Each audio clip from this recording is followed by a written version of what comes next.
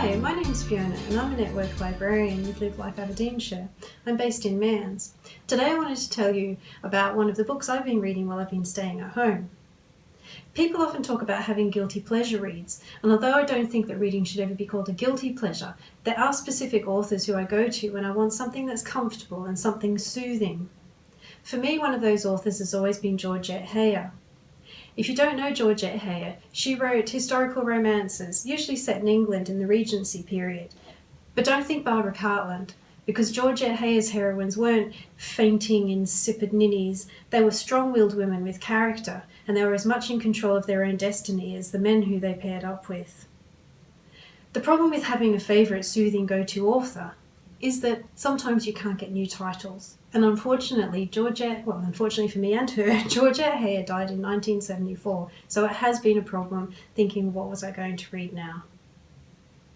I was interested then, in the early 2000s, when someone called Eloisa James started publishing Regency romances, and it kind of put me in two minds. On the one hand, I thought, oh well, here's something that might fill the gap for me, and on the other hand, I thought, but how could someone write as charmingly as Georgette Heyer did?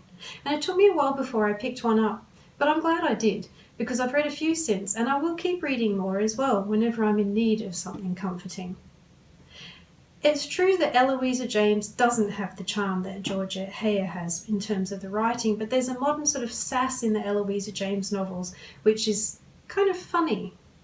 She hasn't deviated much from the formula at all.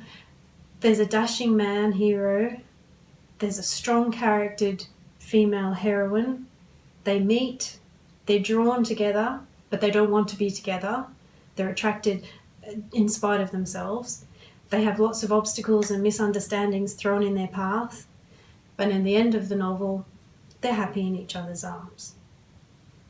Something that Eloisa James has done is she's introduced the bedroom to the novels. It's not 50 Shades of Grey. But when the hero takes the heroine into the butler's pantry, you know what's going on in there, and they're not waiting until the wedding bells ring.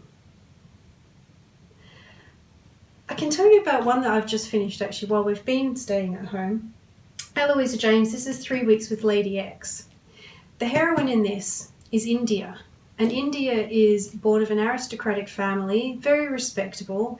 She was orphaned when she was a young adult, and her parents left her no money. So what she's done is become a kind of a household management consultant.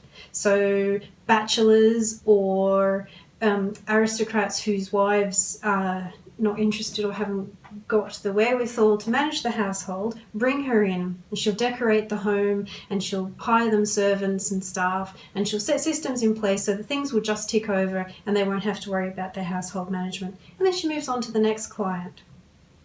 Thorn, the hero, is the illegitimate son of a duke. And the duke was a little careless and misplaced him when he was a youngster, and he ended up growing up on the Thames as a mudlark.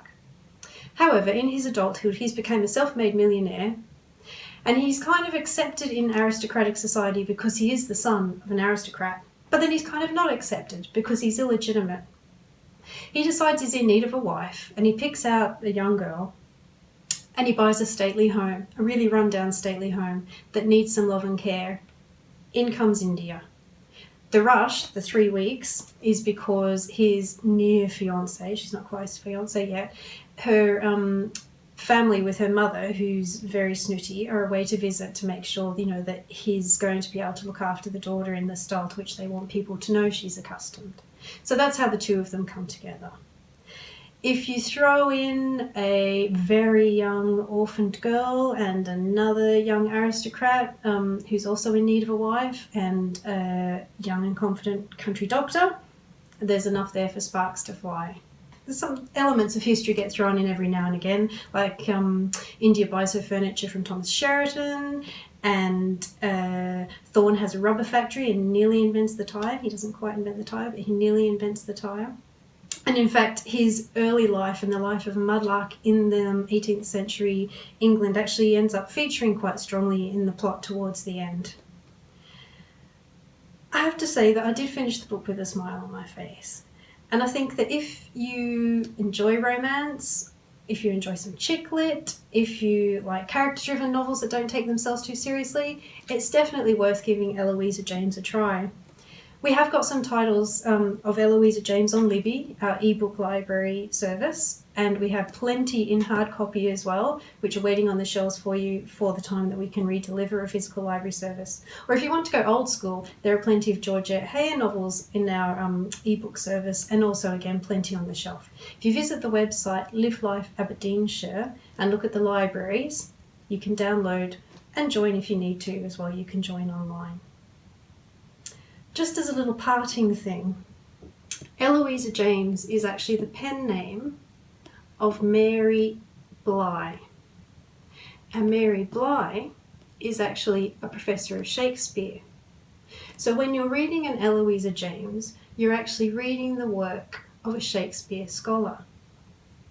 Nothing to feel guilty about. Nothing at all.